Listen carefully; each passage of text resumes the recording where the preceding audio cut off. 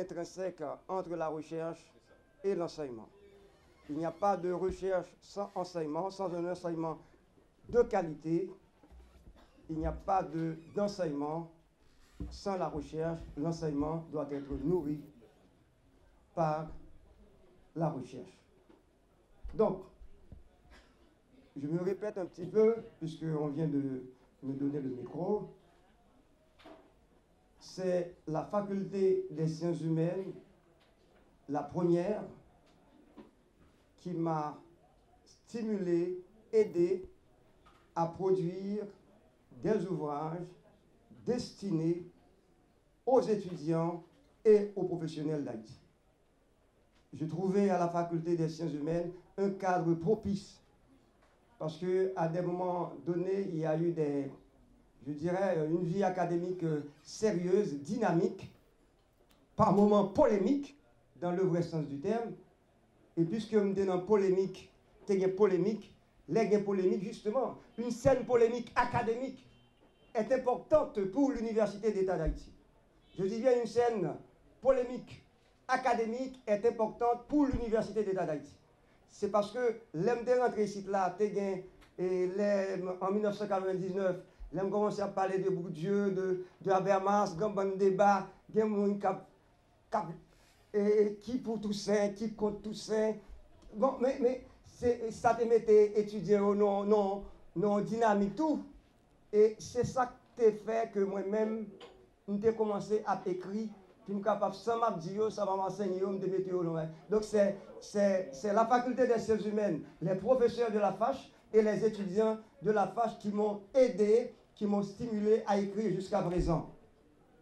Puisque je suis un fils de la FACH, donc c'est mon droit de parler maintenant de la FACH, de communiquer une nouvelle, de risquer une parole aux nouvelles générations, c'est-à-dire à vous qui êtes là ce matin. Et je dois également saluer et remercier le professeur Elie qui est à ma gauche, pas à ma droite, à ma gauche. Mais pour qui ça? Il est bon pour que il n'y a pas d'université sans histoire, il n'y a pas d'université sans héritage. On peut bien ne pas partager toutes les postures académiques, je ne sais pas, scientifiques du professeur Elie, mais c'est un pionnier. On doit l'admettre. Et s'il est à la droite ou bien à la gauche du professeur Vaval, qui est un nouveau, mais c'est ça qu'universitaire. C'est la rencontre de plusieurs générations. Il y a la génération de... il a introduit, par exemple, toute la question de formation continue. On le doit à M. Elie.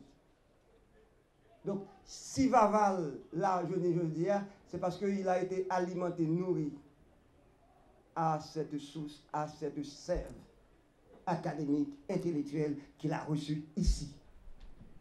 Merci. L'activité s'inscrit dans le cadre du 44e anniversaire Faculté des sciences humaines, qui c'est une faculté qui est dans l'Université d'État d'Haïti.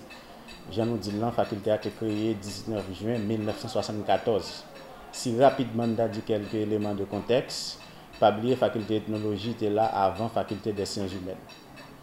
Et sous période dictature, notamment en 1974, depuis 1973, il y a eu des problèmes entre des dirigeants au niveau de la faculté d'ethnologie, notamment J.B. Roumain, qui encore fait partie de la dictature, et Salomon Pierre-Louis, qui encore était le chef sous le gouvernement Jean-Claude Duvalier. À partir de ce moment, problème entre deux messieurs, ça a pour le naissance faculté des sciences humaines. Et il était difficile pour Salomon Pierre-Louis d'arrêter à la faculté d'ethnologie parce que la situation était extrêmement difficile. Lui-même qui était un vieux président dans l'époque là, ils auraient dit, président de la possibilité pour créer une autre faculté. C'est dans ce sens-là, la faculté des sciences humaines va prendre naissance, 19 juin 1974.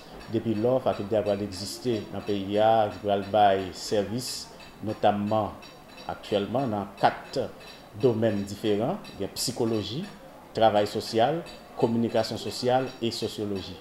À côté de ça, il y a une maîtrise en population et développement et également il y a 2 maîtrises à l'ordre du jour, une dans le travail social et nous avons préparé pour nous si nous sommes capables d'ouvrir avec un programme en économie sociale et solidaire et question gestion territoriale. Dans la journée, ça, comme nous disons déjà, dans la première partie, il y a une causerie sur l'histoire de la faculté, c'est-à-dire des gens qui gagnent autour de 30 ans depuis qu'ils travaillent, qui connaissent Salomon, les gens qui connaissent deuxième doyen faculté, c'est le grand bijou, ils sont très connus dans le pays, donc c'est eux-mêmes qui ont fait parler.